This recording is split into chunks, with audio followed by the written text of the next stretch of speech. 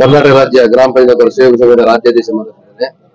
ಇವತ್ತು ನಾವು ಈ ಗ್ರಾಮ ಪಂಚಾಯತ್ ನೌಕರರ ಒಂದು ಸಮಸ್ಯೆಯನ್ನು ಎದುರಿಟ್ಟುಕೊಂಡು ಇವತ್ತು ಫ್ರೀಡಂ ಪಾರ್ಕ್ ಅಲ್ಲಿ ಸಹಸ್ರ ನಮ್ಮ ಗ್ರಾಮ ಪಂಚಾಯತ್ ನೌಕರರು ರಾಜ್ಯದ 31 ಜಿಲ್ಲೆಗಳಿಂದ ಸೇರಿ ಇವತ್ತು ನಾವು ಹೋರಾಟವನ್ನು ಮಾಡ್ತಿದ್ದೇವೆ. ನಾವು ಕಳೆದ 3.5 ದಶಕಗಳಿಂದ ಒಂದು ಶೋಷಣೆ ಮುಕ್ತ ಬದುಕಿಗಾಗಿ ಈ ಒಂದು ಹೋರಾಟವನ್ನು ಕೂಡ ಮಾಡ್ತಿದ್ದೇನೆ.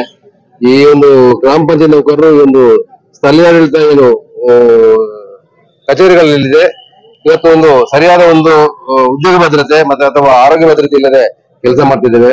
ನಾವೆಲ್ಲರೂ ಕೂಡ ಒಂದು ಸರ್ಕಾರಿ ನೌಕರರಾಗುವಂತ ಎಲ್ಲ ಅರ್ಹತೆಯನ್ನು ಹೊಂದಿದ್ರು ಕೂಡ ಸರ್ಕಾರ ನಮ್ಮನ್ನು ಒಂದು ಸಿ ಮತ್ತು ಡಿ ದರ್ಜೆಯ ಸ್ಥಾನಮಾನ ಅಥವಾ ಒಂದು ವೇತನ ಶ್ರೇಣಿಯನ್ನು ಪರಿಗಣಿಸ್ತಾ ಇಲ್ಲ. ಇವತ್ತು ನಮ್ಮ ಒಂದು ಸರ್ಕಾರದ ಆದೇಶಗಳಲ್ಲಿ ಕೂಡ ಹೇಳಿದೆ ಈ ಒಂದು ಗ್ರಾಮ ಪಂಚಾಯತ್ ನೌಕರರು ಸಿ ಮತ್ತು ಡಿ ದರ್ಜೆಯ ನೌಕರರು ಅಂತೇಳಿ. ಅದರ ಜೊತೆಗೆ ವೇತನ ಶ್ರೇಣಿ ಮತ್ತು ಇದನ್ನು ಪಡೆಯುವಂತ ಅರ್ಹತೆ ಉಳ್ಳ ನೌಕರರು ಅಂತ ಕೂಡ ಒಂದು ಕಡೆಯಿಂದ ಸರ್ಕಾರ ಹೇಳಿದೆ. ಹಾಗಾಗಿ ನಾವು ಈ ಸಂದರ್ಭದಲ್ಲಿ ಸರ್ಕಾರವನ್ನು ಒತ್ತಾಯ ಮಾಡಿದಷ್ಟೇ ಇವತ್ತೇನು ಈ ಪಂಚಾಯತ್ ರಾಜ್ ವ್ಯವಸ್ಥೆ ಅಡಿಯಲ್ಲಿ ಏನು ಸರ್ಕಾರದ ಒಂದು ವ್ಯವಸ್ಥೆ ಅಡಿಯಲ್ಲಿ ಕೆಲಸ ಮಾಡ್ತಿರೋ ನೌಕರು ನಾವೇನಿದ್ದೇವೆ ನಮ್ಮನ್ನು 6 ವೃಂದದ ನೌಕರು ಏನಿದ್ದೇವೆ ನಾವು ಗ್ರಾಮ ಪಂಚಾಯತ್ ಕೆಲಸ ಮಾಡ್ತಿರುವಂತಹ ಬಿಲ್ ಕಲೆಕ್ಟರ್ ಇರ್ಬೋದು, clerk and data entry operator ಇರ್ಬೋದು, ವಾಟರ್ ಮ್ಯಾನ್ ಇರ್ಬೋದು, ಸ್ವಚ್ಛತಾ ನೌಕರು ಇರ್ಬೋದು ಅಥವಾ ಡಾಟಾ ಎಂಟ್ರಿ ಆಪರೇಟರ್ ಇರ್ಬೋದು, ಅಲ್ಲಿರುವ ಅಟೆಂಡರ್ ಗಳು ಇರ್ಬೋದು, ಇವರನ್ನೆಲ್ಲರನ್ನು ಕೂಡ ಒಂದು ಸರ್ಕಾರದ ವ್ಯವಸ್ಥೆಯಡಿ ಸರ್ಕಾರಿ ನೌಕರನ್ನಾಗಿ ಮಾಡಬೇಕು. ಇವತ್ತು ನೋಡಿ ನಮ್ಮ ಏನು ಕೇಂದ್ರ ಸರ್ಕಾರ ಇರ್ಬೋದು, ರಾಜ್ಯ ಸರ್ಕಾರ ಇರ್ಬೋದು, ಈಗ ಹೊಸ ಯೋಜನೆಗಳನ್ನು ಜನರ ಮನೆ ಬಾಗಿಲಿಗೆ ತಲುಪಿಸುವಂತ ಕೆಲಸವನ್ನು ಗ್ರಾಮ ಪಂಚಾಯತ್ ನೌಕರರು ಮಾಡ್ತಿದ್ದಾರೆ. ಇವತ್ತು ಗ್ರಾಮ ಪಂಚಾಯತ್ಗೆ ಅಧಿಕಾರ ಹೆಚ್ಚಿಗೆ ಕೊಡ್ತಾ ಇದ್ದಾರೆ, ಎಲ್ಲ ಕೆಲಸಗಳನ್ನು ಕೂಡ ಗ್ರಾಮ ಪಂಚಾಯತ್ಗೆ ಕೊಡ್ತಾ ಇದ್ದಾರೆ. ಅಲ್ಲಿ ಸಿಬ್ಬಂದಿಯ ಕೊರತೆಯಿಂದಾಗಿ ಇರುವ ನೌಕರರು ದುಡಿಯುವಂತಹ ಪರಿಸ್ಥಿತಿ ಬಂದಿದೆ. ಇವತ್ತೇನು ಸರ್ಕಾರ ಒಂದು ಗ್ರಾಮ ಪಂಚಾಯತ್ ವಿಚಾರ ಬಂದಾಗ ಅವರಿಗೆ ವೇತನ ಶ್ರೇಣಿ ನಿಗದಿಪಡಿಸಲಿಕ್ಕೆ ಕಾನೂನಲ್ಲಿ ಅವಕಾಶ ಇರುವುದಿಲ್ಲ ಎಂಬಂತ ಒಂದು ಹಾರಿಕೆ ಉತ್ತರವನ್ನು ಕೊಡ್ತದೆ. ಹಾಗಾದ್ರೆ ಈ ಒಂದು ಪಂಚಾಯತ್ ರಾಜ್ ವ್ಯವಸ್ಥೆ ಅಡಿಯಲ್ಲಿ 2010ಕ್ಕೆ ಪಿಡಿ ಹುದ್ದೆಗೆ ನೇಮಕ ಆಯಿತು, 2014ರಲ್ಲಿ ಲೆಕ್ಕ ಸಹಾಯಕ ಹುದ್ದೆಗೆ ನೇಮಕ ಆಯಿತು. ಹಾಗಾದ್ರೆ ಸ್ಥಳೀಯಾಡಳಿತದಲ್ಲಿ ಗ್ರಾಮ ಪಂಚಾಯತ್ ಅಲ್ಲಿ ಕಳೆದ 3.5 ದಶಕಗಳಲ್ಲಿ ಕೆಲಸ ಮಾಡ್ತಿರುವಂತ ಗ್ರಾಮ ಪಂಚಾಯತ್ ನೌಕರರಿಗೆ ಸರಿಯಾದ ಒಂದು 3 ಹೊತ್ತಿನ ಊಟ ಕೊಡ್ಲಿಕ್ಕೆ ಒಂದು ಇಲ್ವಾ? ಅದನ್ನ ನಾವು ಕೇಳ್ತಿದ್ದೇವೆ. ನಾವೇನು ಬದುಕು ಕಟ್ಟಿಕೊಡಿ ಅಥವಾ ಬಿಲ್ಡಿಂಗ್ ಕಟ್ಟಿಕೊಡಿ ಅಥವಾ ಏನೋ ಮಾಡಿಕೊಡಿ ನಾವು ಕೇಳ್ತಿಲ್ಲ.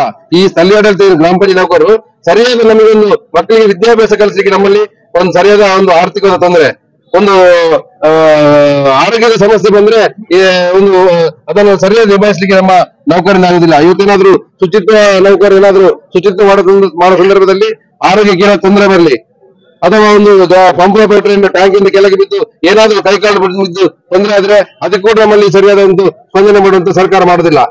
ಹೀಗಾಗಿ ನಾವು ಸರ್ಕಾರವನ್ನು ಒತ್ತಾಯ ಮಾಡಿದಷ್ಟೇ ನಮಗೆ ಆರೋಗ್ಯ ಭದ್ರತೆ ಇಲ್ಲ, ನಮ್ಮನ್ನು ಒಂದು ಸಿ ಮತ್ತು ಡಿ ದರ್ಜೆಯ ನೌಕರನ್ನಾಗಿ ಮಾಡಿ ಇವತ್ತು ಸರ್ಕಾರಕ್ಕೆ ಒಂದು ರಾಜ್ಯದ 48,000 ಜನ ಗ್ರಾಮ ಪಂಚಾಯತ್ ನೌಕರನ್ನು ಒಂದು ಸರ್ಕಾರದ ವ್ಯವಸ್ಥೆ ತರಬೇಕಾದ್ರೆ ಸರ್ಕಾರಕ್ಕೆ ಬೇಕಾಗಿರುವಂತದ್ದು ಕೇವಲ 1,954 ಕೋಟಿ. ಇದನ್ನು ದಿಕ್ಕು ತಪ್ಪಿಸಬೇಕು. ಬೇರೆ ಅವರೆಲ್ಲ ಈ ಒಂದು ಗ್ರಾಮ ಪಂಚಾಯತ್ 25,000 ಕೋಟಿ ಬೇಕು, 5,000 ಕೋಟಿ ಬೇಕು ಎನ್ನುವಂತ ಮಾತನ್ನು ಹೇಳಿ ದಿಕ್ಕು ತಪ್ಪಿಸ ಕೆಲಸ ಮಾಡಿದ್ದಾರೆ. ಇವತ್ತು ನಮ್ಮ ಕರ್ನಾಟಕ ರಾಜ್ಯ ಗ್ರಾಮ ಪಂಚಾಯತ್ ನೌಕರರ ಸೇವಾ ಸಂಘ ಸಮೀಕ್ಷೆಯನ್ನು ಕೂಡ ಮಾಡಿದೆ. ರಾಜ್ಯದ 48,000 ಜನ ಗ್ರಾಮ ಪಂಚಾಯತ್ ನೌಕರಿಗೆ ಒಂದು ಸಿ ಮತ್ತು ಡಿ ದರ್ಜೆಯ ಒಂದು ವೇತನ ಶ್ರೇಣಿಯನ್ನು ಫಿಕ್ಸ್ ಮಾಡಿದ್ರೆ ಬೇಕಾಗಿರೋದು ಕೇವಲ 1,954 ಕೋಟಿ ಮಾತ್ರ. ಅದರಲ್ಲಿ ಕೂಡ ನಮ್ಮ ಗ್ರಾಮೀಣಾಭಿವೃದ್ಧಿ ಪಂಚಾಯತ್ ರಾಜ್ ಇಲಾಖೆಯಲ್ಲಿ ಬೇರೆ ಮೂಲಗಳಿಂದ ಕ್ರೋಢೀಕರಿಸಿದಾಗ 1,600 ಕೋಟಿ ನಮ್ಮ ಇಲಾಖೆಯಲ್ಲಿ ಇದೆ.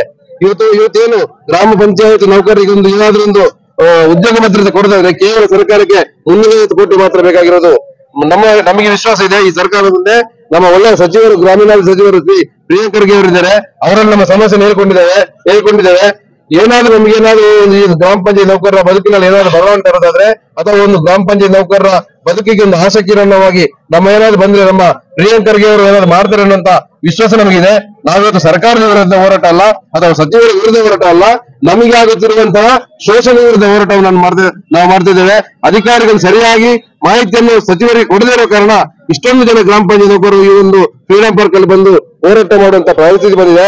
ಹಾಗಾಗಿ ನಾವು ಈ ಸಂದರ್ಭದಲ್ಲಿ ವಿನಂತಿ ಕೂಡ ಮಾಡಿದಷ್ಟೇ ಈ ಹೋರಾಟ ಇಲ್ಲಿಗೆ ಕೊನೆ ಆಗಬೇಕು. ಮುಂದಿನ ದಿನಗಳಲ್ಲಿ ಗ್ರಾಮ ಪಂಚಾಯತ್ ನೌಕರರು ಹೋರಾಟ ಮಾಡುವಂತ ವಿಚಾರ ಬರಬಾರ್ದು.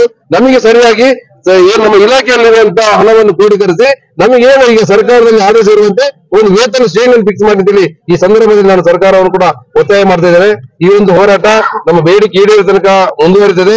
ಇದು ಹೋರಾಟದಲ್ಲಿ ಆಗದಿದ್ರು ಕೂಡ ಈ ರಾಜ್ಯದ ಗ್ರಾಮ ಪಂಚಾಯತ್ ನೌಕರರನ್ನು ಕಾನೂನಾತ್ಮಕ ಹೋರಾಟದಲ್ಲಿ ಆದ್ರೂ ಕೂಡ ಸಿ ಮತ್ತು ಡಿ ದರ್ಜೆಯನ್ನು ಕೊಡಿಸುವಂತ ಕೆಲಸವನ್ನು ಕರ್ನಾಟಕ ರಾಜ್ಯ ಗ್ರಾಮ ಪಂಚಾಯತ್ ನೌಕರರ ಸೇವಾ ಸಂಘ ಪ್ರಾಮಾಣಿಕವಾಗಿ ಮಾಡ್ತದೆ ಎನ್ನುವಂತ ಮಾತನ್ನು